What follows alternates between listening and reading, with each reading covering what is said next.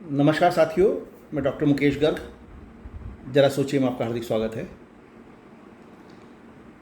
साथियों, भारत पाकिस्तान के बीच में युद्ध जैसी स्थिति बनी हुई थी और भारत पाकिस्तान के हर हमले का मुंह तोड़ जवाब दे रहा था।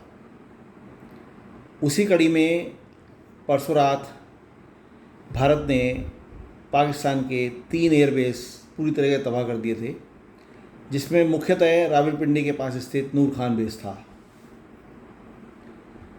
और जब उस नूर खान बेस पे भारत का अटैक हुआ, ड्रोन्स भी पहुंचे और मिसाइल्स भी पहुंची और वहाँ तबाही मची, तभी अमेरिका की आँख खुली।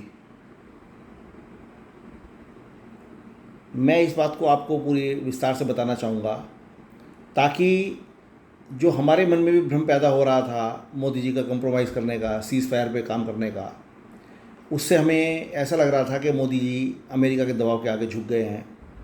और हमें ही नहीं लग रहा था, ये पूरा विश्व, भारत की छवि ऐसी बना दी गई थी कि लग रहा था पूरे विश्व मीडिया ने ऐसा मैसेज दिया था अमेरिका की ओर से कि हमने मध्यस्थता करके जो है दोनों को मना लिया है। तो साफ लग रहा था कि मोदी जी अमेरिका के दबाव में आ गए हैं। लेकिन इस सारी घटनाक्रम को सुनने के बाद, बताने के बाद आपको पता लगेगा कि मोदी जी ना झुके हैं, ना झुकेंगे। और जिस तरीके से उन्होंने अमेरिका को इसके अंदर ट्रीट किया है, मैटर के अंदर, और पाकिस्तान को ट्रीट किया है, आने वाले समय में भारत के लिए बहुत कुछ अच्छा होने वाला है। साथियों, मैं आपको उन रहस्यों से पर्दा उठाना चाहूँगा जिनके पीछे ये निर्णय लिए गए हैं। जानकारी में यह आया कि जब पाकिस्तान पे के रावलपिंडी के पास नूर खान एयरबेस पे भारत का हमला हुआ और उस एयरबेस को तबाह किया गया, तो वहाँ पर कुछ रेडिएशन का जो है वो मेज़रमेंट जो है अमेरिका का जो एनर्जी डिपार्टमेंट है उसने महसूस किया।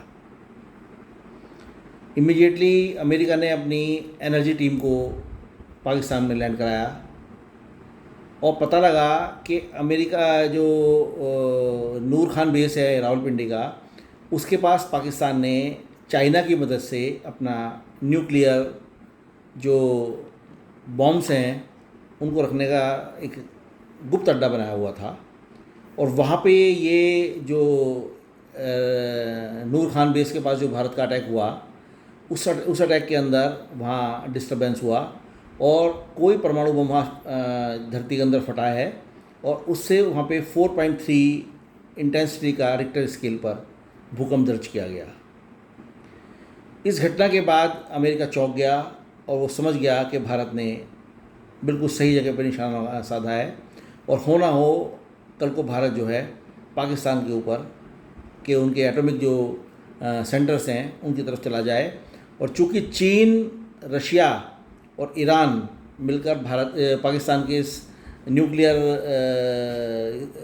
पावर के ऊपर जो है निगाह रखे हुए थे, उससे अमेरिका डरा हुआ था। अमेरिका ये सोचता था कि या तो ये ईरान के पास पहुंच जाएंगे हथियार, या ये हथियार फिर जो है आतंकियों के हाथ लग जाएंगे, और ऐसा हुआ तो दुनिया के अंदर सर्वनाश हो जाएगा।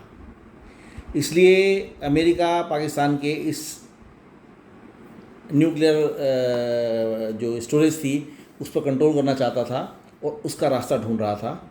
और जब भारत का नूर खान बेस पर अटैक हुआ और वहाँ से जो रेडिएशन हुआ, विकिरणता हुई, उसकी जो सूचना है वो अमेरिका के एनर्जी डिपार्टमेंट को लगी और सारा चाहिए गेम स्टार्ट हो गया। अमेरिका के वाइस प्रेसिडेंट जेडी वेंस ने भारत के प्रधानमंत्री नरेंद्र मोदी जी को फ़ोन किया, फ़ोन पर बात की उनसे और उनको प्रस्ताव दिया कि आप जो है कुछ समय के लिए सीज़ फायर कर लीजिएगा। प्रधानमंत्री मोदी जी ने उनसे बहुत सख्ती से बात की। आज ये बात भारत के प्रधानमंत्री ने, भारत की सरकार ने विश्व मीडिया के सामने रिवील की हैं, क्योंकि उनकी छवि नेगेटिव बना दी गई थी पूरी तरीके से मीडिया के अंदर कि भारत अमेरिका के सामने झुक गया है और उसने पाकिस्तान से समझौता कर लिया है। इसलिए जेडी वेंस की बातों को आज सरसरी तौर पर जनता के सामने खोल दिया गया। उसमें जो बातें निकल कर आई हैं उसमें ये पता लगा है कि भारत ने जेडी वेंस से कहा कि ना तो हमें भारत पाकिस्तान के बीच में कोई मध्यस्थता की ज़रूरत है, एक बात। दूसरी बात, पाकिस्तान से यदि कोई भी बात होगी तो वो बात पहले जो होगी वो होगी पीओके के ऊपर, क्योंकि पीओके हमारा इंटीग्रल पार्ट है और हमें पीओके वापस चाहिए। पाकिस्तान हमें पीओके कैसे वापस करेगा उसके ऊपर से बात करनी होगी। तीसरी बात उसने कही है कि हमें आतंकवादी चाहिए, जिन आतंकवादियों को पाकिस्तान ने शरणगाह बनाई हुई है, शरण दी हुई है, वो आतंकवादी पाकिस्तान हमें अवेलम लौटाए। चौथी बात उन्होंने ये रखी है कि पाकिस्तान जो है वो किसी भी तरीके से भारत के ऊपर यदि कोई गोलाबारी करता है या हमला करता है तो भारत उसका जवाब गोले से देगा। इन बातों को मानने के लिए प्रधानमंत्री नरेंद्र मोदी जी ने जो ऑफ़र जेडी वेंस को दी, फ़िलहाल 36 घंटे की सीज़ फायर को मान लिया गया और 12 तारीख की दोपहर 12 बजे तक ये सीज़ फायर रहेगा। और 12 तारीख की दोपहर 12 बजे जो बातचीत होनी है उसके बाद ये सब स्पष्ट होगा कि ये सीज़ फायर ख़त्म हो जाएगा या ये परमानेंटली चलेगा। पाकिस्तान पूरी तरीके से बैकफुट पर है क्योंकि वो बहुत बुरी तरह पिट चुका है। भारत ने उनके सैन्य शक्ति को बहुत ज़्यादा चोट पहुँचाई है।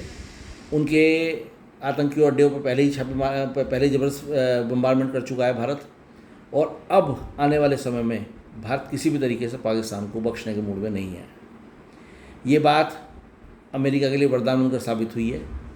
उसी का नतीजा ये है कि अमेरिका का एनर्जी डिपार्टमेंट एक्टिव हुआ और उसने पाकिस्तान के अंदर लैंड किया, और जो न्यूक्लियर वेपन्स को जो है नुकसान पहुंच रहा था या जो भी डैमेज हुआ भारत के बम्बार्डमेंट के बाद, उससे अमेरिका को अपॉर्चुनिटी हाथ लगी है। इधर IMF से $1 बिलियन का कर्जा और $1.3 बिलियन की मदद, ये जो $2.3 बिलियन की पाकिस्तान को अचानक से मदद दी गई है, भारत के एब्स्टेन रहने के बावजूद इसका भी सिर्फ और सिर्फ ये उद्देश्य है कि अमेरिका पाकिस्तान के न्यूक्लियर पावर पे कंट्रोल करना चाहता है। और इसी वजह से ये सीज़ फायर का जो ऑफ़र आया है, और प्रधानमंत्री नरेंद्र मोदी जी ने अपनी सारी ऑफ़र जनता के सामने रख दी हैं, जेडी वेंस के सामने रख दी हैं। अब देखिए कल 12 बजे क्या फ़ैसला होता है। मैं नहीं समझता कि प्रधानमंत्री नरेंद्र मोदी कहीं पर ही दब के फैसला करेंगे कोई भी, because he is a very hard bargainer. और ये डोनाल्ड जे ट्रंप कह भी चुके हैं इस बात को कि मोदी जी बहुत हार्ड बार्गेनर हैं। भारत की सैन्य क्षमताओं पर किसी को कोई शक नहीं है। भारत की जो नेतृत्व है, प्रधानमंत्री हैं भारत के, उनके ऊपर किसी को कोई शक नहीं है, और ना ही कोई शक की गुंजाइश अब बची है। ज़रा सोचिए। साथियों, यदि आपको मेरे विचार उचित लगें तो कृपया मेरे चैनल को लाइक कीजिए, शेयर कीजिए और सब्सक्राइब कीजिए। धन्यवाद।